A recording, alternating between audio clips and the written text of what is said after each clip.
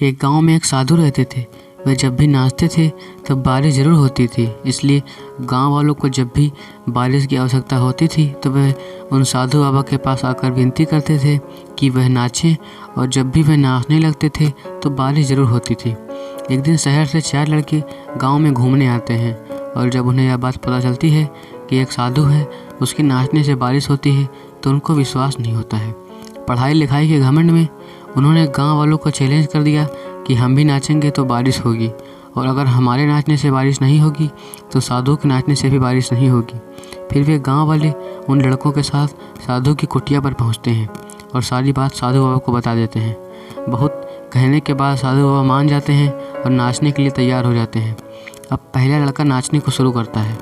वह आधे घंटे तक नाचता है, लेकिन बारिश नहीं होती है। फिर वह थक कर एक किनारे बैठ जाता है। अब दूसरा लड़का आता है। वह 1 घंटे तक नाचता है, लेकिन बारिश नहीं होती है। फिर वह भी थक कर एक किनारे बैठ जाता है। ऐसा ही तीसरे और चौथे लड़के ने भी किया। वे सारे थक कर एक किनारे बैठ जाते हैं। उनके नाचने से बारिश नहीं होती है।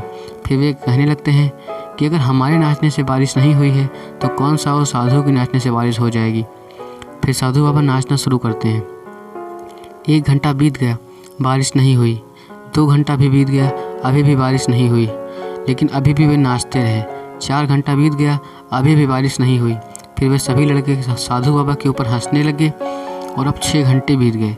साधु अभी भी नाच रहा था, लेकिन बारिश अभी भी नहीं हुई। 8 घंटे बीत गए। अब बारिश होने की संभावना धीरे धीरे प्रकट होने लगी थी। बादल तेज से गड़गड़ाने लगे थे और मूसलाधार बारिश प्रारंभ हो गई, और जितनी देर साधु नाचा था उतनी ही देर बारिश हुई। यह सब देखकर वह लड़के दंग रह गए और तुरंत साधु से माफ़ी मांगी। फिर चारों लड़कों ने साधु बाबा से पूछा कि ऐसा क्या है कि हमारे नाचने से बारिश नहीं हुई और आप नाचे तो बारिश हो गई।